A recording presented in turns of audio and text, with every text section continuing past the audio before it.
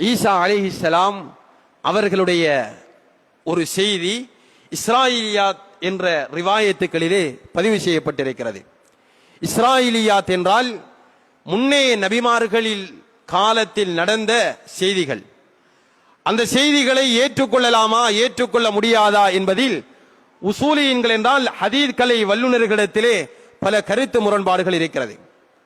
இந்தந்த செய்திகளை ஏற்றுக்கொள்ளலாம், இவைகளை ஏற்றுக்கொள்ளக்கூடாது என்று ஸல்லல்லாஹு அலைஹி வஸல்லம் புகாரியிலே ஒரு ஹதீஸிலே சொல்லி காட்டினார்கள். யாராவது அஹ்லுல் கிதாப் அவர்களுடைய காலத்திலே நடந்த ஒரு செய்தியை சொன்னால் ஃபலா துஸத்திகூஹு வலா துகல்லிபு, நீங்க அதை உண்மைண்டும் நினைக்க வேணாம் அல்லது இது பொய் என்றும் நினைச்சிட வேணாம் அப்படின்னு சொன்னாங்க. ஏனென்றா சில வேளைகளில் அது உண்மையாக இருக்கலாம், நீங்க பொய்ன்னு சொன்னீங்கடா நீங்க ஒரு ஹதீதை இட்டு கட்டியவர்களாக பொய்ப்பித்தவர்களாக மாறிவிடுவீர்கள். நீங்க இதை பொய்ப்பிச்சிட்டீங்கடா உண்மைப்படுத்திட்டீங்கடா உண்மையிலே இது பொய்யான ஒரு செய்தியாக இருக்கலாம், சில வேளைகளில் நீங்க ஒரு இட்டுக்கட்டியவர்களாக மாறிவிடக் கூடும் என்று சொன்னார்கள். அதனால் படிப்பினைக்காக இந்த செய்தியை நாங்கள் எடுத்துக்கொள்ளலாம். ஈசா அலைஹிஸ்ஸலாம் ஒரு நாள் தன்னுடைய ஒரு யகூதி நண்பருடன் 3 ரொட்டியோட ஒரு பிரயாணத்தை போறாங்க. பசி வந்துருச்சு.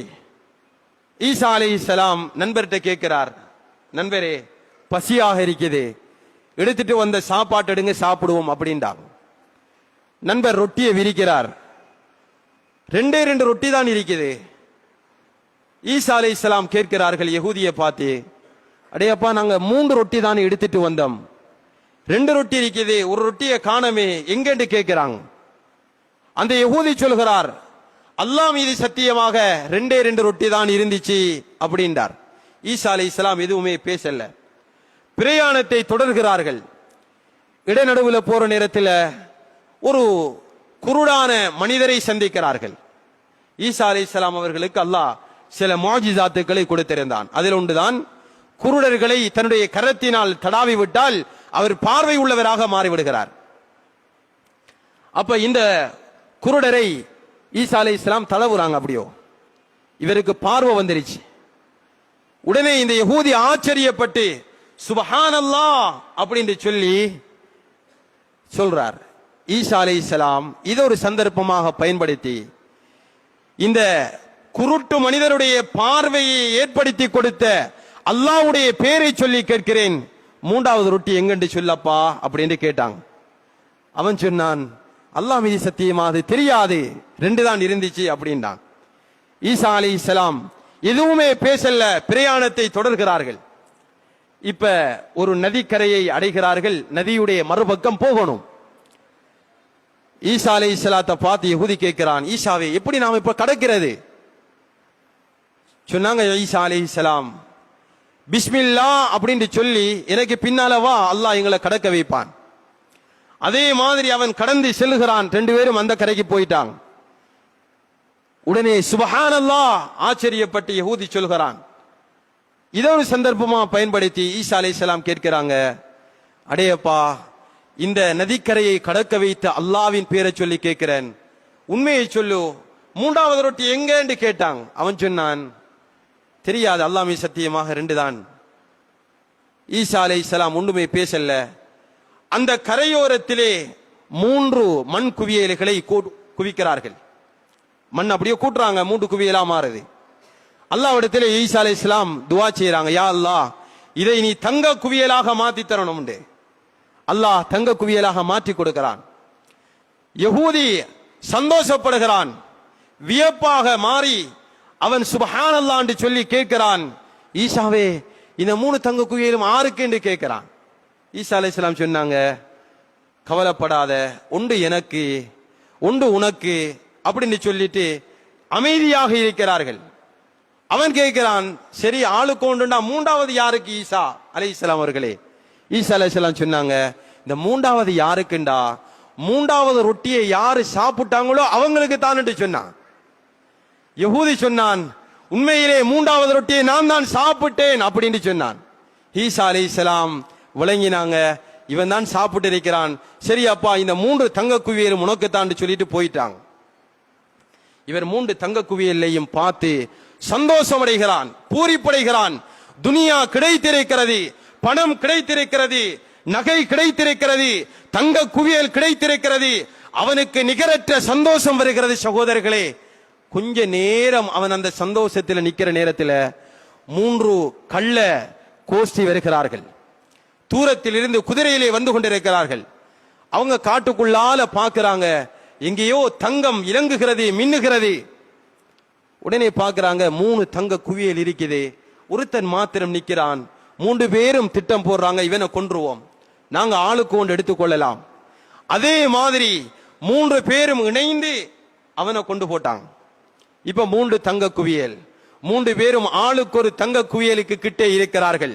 பணம் கிடைத்திருக்கிறது, செல்வம் கிடைத்திருக்கிறது என்ற சந்தோஷம் அவர்களுக்கு வந்திருக்கிறது. கொஞ்ச நேரம் போகல, அந்த 3 பேர்ல 2 பேர் சரியான உயிர் பிரியாத நண்பர்கள். அவங்க 2 பேரும் காதுக்குள்ள பேசுறாங்க, ஏன் நாம ஆளுக்கு ஒன்று எடுக்கணும், நம்மட 3வது ஆளை நாம கொண்டுட்டா நம்ம ஆளுக்கு 1.5 குவியலை எடுத்திடலாம் தானே, எங்களுக்கு செல்வம் கொஞ்சம் கூடுதலாக கிடைக்குமே என்று பேராசை வைக்கிறார்கள். சரி, 2 பேர் முடிவெடுக்கிறாங்க, சரி அப்படியே செஞ்சிருவோம். என்ன வழி, 3ஆம் நபரை நாம சாப்பிடுறதுக்கு சாப்பாடு வாங்க அனுப்புவோம் அப்படின்னு முடிவெடுத்து இவரை சாப்பாடு வாங்க அனுப்புறாங்க. இவர் போறார் சாப்பாடு வாங்குறதுக்கு. இவங்க 2 பேரும் சரியான திட்டத்தோடு நிற்கிறார்கள் அவரை கொல்வதற்காக. சொல்றல்லவா, மக்கரு மக்கர் அல்லாஹ் வல்லாஹு கைருல் மாக்கிரீன். அல்லாஹ் உலகத்தில மக்கருக்காரனுக்கெல்லாம் மேலோங்கி ஒரு மக்கருக்காரனை வச்சிருப்பான். ஆனா உலகத்திலே இருக்கக்கூடிய எல்லா மக்கருக்காரனை விடவும் அல்லாஹ் மிகப்பெரிய சூழ்ச்சிக்காரன். இந்த போன 3ஆம் நபர் இருக்கிறாரை சாப்பாடு வாங்க, அவர் ஒரு யோசனை அவர உள்ளத்துல வந்துச்சு. ஷைத்தான் அவர் உள்ளத்துல போட்டான், ஏன் நாம ஒரு குவியலோட மாத்திரம் இருக்கணும், இவங்க 2 பேருக்கும் வாங்கிட்டு வர சாப்பாட்டுல நஞ்ச போட்டா அவங்க 2 பேரும் சாப்பிடுவாங்க, 2 பேரும் செத்து போயிருவாங்க, 3 தங்க குவியலையும் நாம எடுத்துடலாமே என்ற எண்ணம் அவர உள்ளத்துல வருது. சாப்பாட்டை வாங்குறாரு, நஞ்ச கலக்கிறார். எடுத்துட்டு வார நேரத்தில் அவங்க இடையில இவரை கொண்டு போட்டாங்க. சாப்பாடு வாங்கிட்டு வந்தவங்களை கொண்டு போட்டாங்க. கொண்டு போட்டு இவங்க சந்தோஷம், களியாட்டம், பெரிய மகிழ்ச்சி. சகோதரர்களே, துனியா கிடைத்திருக்கிறது, செல்வம் கிடைத்திருக்கிறது, பணம் கிடைத்திருக்கிறது என்ற பெரிய சந்தோஷத்தில் இருக்கிறாங்க. இருந்துட்டு வா இப்ப நாம சாப்பிட்டுருவோம்னு உட்கார்ந்து அவர் வாங்கிட்டு வந்த சாப்பாட்டை சாப்பிட்டாங்க. கொஞ்ச நேரத்துல அவங்களும் செத்து போயிட்டாங்க. ஈசா அலைஹிஸ்ஸலாம் அந்த வீதியால வாராங்க, அதே வழியால வாராங்க. பார்த்தாங்க 3 தங்க குவியல், 4 உயிர்கள் மடிந்து கிடக்கிறது. ஈசா அலைஹிஸ்ஸலாம் அழகான அறிவுரையை சொல்கிறார்கள். இதுதான் யார் துனியாவுடைய ஆசையினால் மோகத்தினால் அதற்கு பின்னால் அலைகிறார்களோ, அதனுடைய சந்தோஷத்தில் ஆனந்தம் கொள்கிறார்களோ, அவங்கள துனியா இப்படித்தான் அழித்துவிடும், நாசமாக்கிவிடும் என்று சொன்னார்கள். சகோதரர்களே, அதனால எப்பையும் என்ன அல்லாஹ் பணக்காரனாக்கி இருக்கிறான், எனக்கு செல்வம் கிடைச்சிருக்கிறது, நான் ஒரு பணக்காரன் என்ற மமதையில் உலகத்தில் யாருமே சந்தோஷமாக இருந்திடக்கூடாது. பயத்துடன் இந்த செல்வத்தை நான் எப்படி பயன்படுத்த வேண்டும், நான் எப்படி பயன்படுத்திக் கொண்டிருக்கிறேன் என்ற சிந்தனையுடன் இருக்க வேண்டும். சகோதரர்களே,